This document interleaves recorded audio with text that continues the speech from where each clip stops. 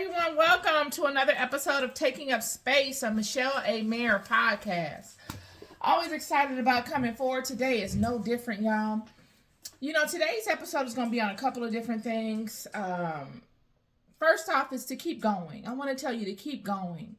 Don't let anyone stop your thing. Honestly, life is hard already. You know what I'm saying? Friends, life is already hard as it is, let alone having to adapt and to deal with people and their stuff.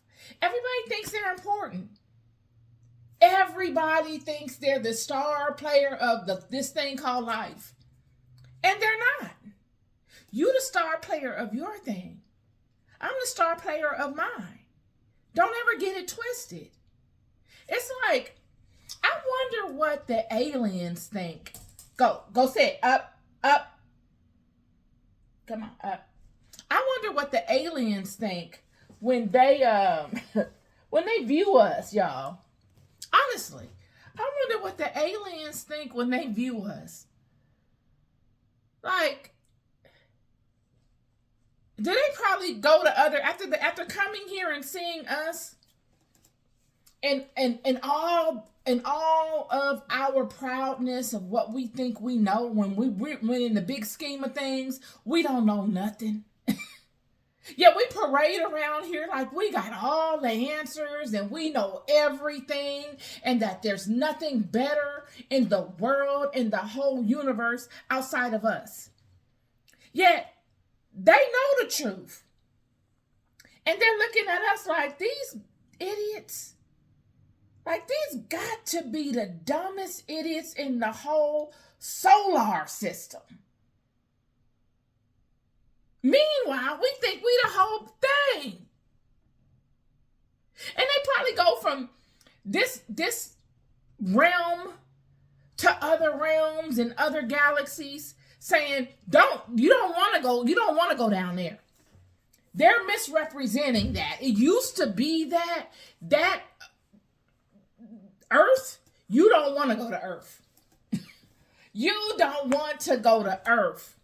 If they're anything like me, that one of them is out there saying to another in a distant galaxy that, probably galaxy hops and world hops and says, okay, where are we going to next? And they say, oh, let's go on down there to Earth. We ain't been down there in 1 billion years.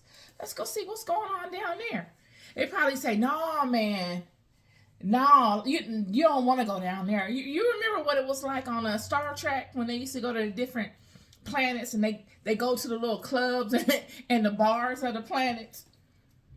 And they interacting with all kind of different species and life forms. They're like it's no big deal because it really isn't any big deal. It's the normal way of things.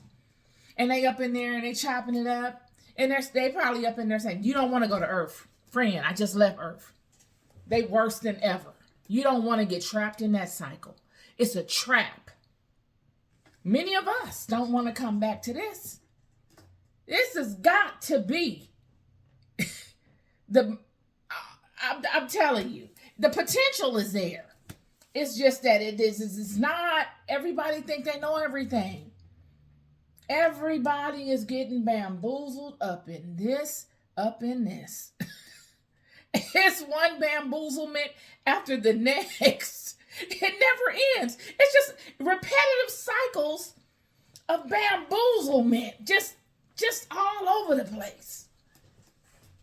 And everybody know everything. Everybody know everything. Boy, that passion that God put in us, we gonna use it regardless, aren't we? We're going to find a way to use it, whether it's for things that benefit us or the nonsense or the things that don't benefit us or the things that waste our time, and we're going to use it. I'm telling you. Our creation was miraculous. The way we were created is actually miraculous. It never stops. It always produces.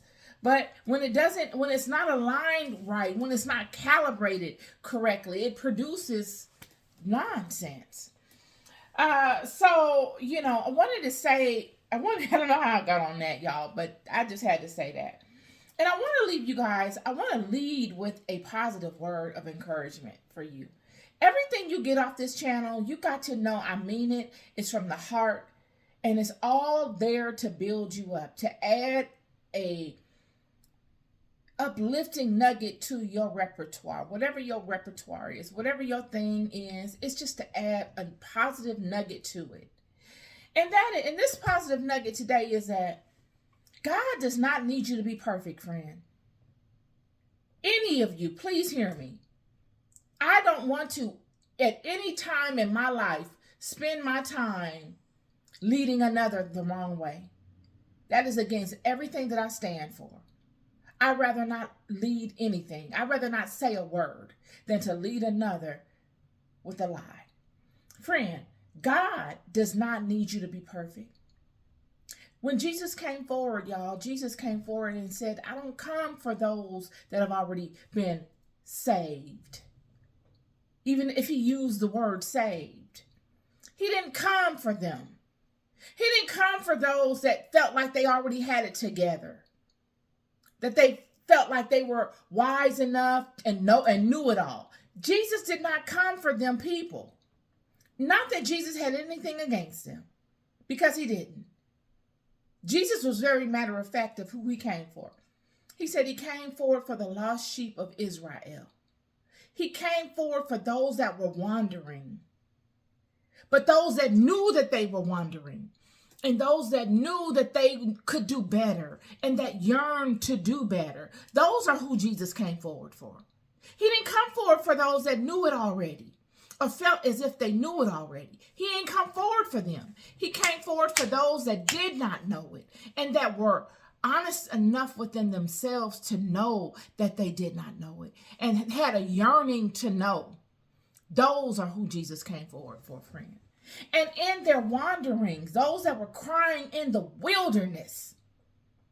I just spoke to this yesterday in my Bible study of John speaking that of the one crying in the wilderness. Crying in the wilderness is metaphorical to I've given up, I'm weeping because I'm saddened at my state. I've had enough of this. I need some help with this. In all my mess, I have found no peace in this, and I need some help. Like a baby when it wants to be picked up and it opens its arms and it can't say it, but it shows you through a gesture, help me, up, up. This is the one crying in the wilderness. And God walks very closely with those that are in the wilderness of their lives, friend. I don't want you to ever for a second, not 1 second ever, believe that God looks down upon you while you are in the mess of your wilderness. Whether your wilderness is your depressive state and all the depression that you may surround yourself with, depressive thoughts, depressive actions, low motivation to do things, low outlook on life. God does not condemn you, friend. I need you to know that. Because I have been there and I know how hard it is to come out of them places. And I know for a fact in my heart, I mean that you will not get a word of discouragement from me on this page regarding those places. Because it takes champions to come out of them places. See, it's nothing to sit up high and be cool and feel the breeze and be happy. It's nothing to have that. It's something to aspire to a place of peace, a place of reconciliation, a place of stability, while in immense doubt, immense despair, immense confusion. Low motivation ain't even strong enough for it, friend. Holler if you hear me. Hats off to all of you. I don't care what culture you are. I don't care what gender you are. Hats off to all of you that hammer away at it every day. Find a way. Find the courage from the fire within you to propel you forward each day in whatever way you can in overcoming those places and trying to pull yourself out of those places. Because God is with you in them places, friend. God said, I am a God that walks with you in tents. I walk with you in the low places, in the places that you're embarrassed to tell folks you walk through. It was me and you that walked through those places. And don't you ever for a second forget that. That is your superpower. That is your best friend. That is your BFF. That is the one that never changes. That is the steady and unchanging hand in your life that is always there with you. You must know that. You gotta know that. God doesn't need you to have the right relationships. God don't need you to know the right people. God doesn't need you to be the smartest in the class. God needs you to have an open and willing heart. You must be willing. You must be open to the possibilities. You must be open to the many ways God shows himself in your life. And you must be open to the many ways that God will lead you to the desire of your heart, to the things that are well for you, that God has ordained for you before you were even born. You got to be willing to take your hand off the steering wheel and say, I know my role. Let your will be done. I trust you. These are the things that God loves. God is not a respecter of people. God is a humbler of people. God will lead you if you allow God to lead you. And God is not condemning you, friend. Because I've been in places in my life, y'all, where it was already hard on me, trying to come to terms with my situations that I was in. Whether I was born a single, I gave birth as a single mother, and I don't come from that. The heartache, the disappointment in that. And then coupled with financial problems, and I just didn't have it together. And I've been depressed so down that I didn't want to do nothing. I didn't even want to get out of bed. I didn't want to do nothing, y'all. God has been with me in the lowest of lows. And God has never judged me. God didn't expect me to have it all together for God to show up in my life. I need you to know that God does not expect you to have it together for God to move profoundly in your life, friend, at all, to show up on any level. God does not need you to have it together. You need to have a yearning for more, for better, for God. You need to have a yearning for that cushion, that safe place, because that's yours. Nobody can take that from you. That's all you got in this life, friend. That's it.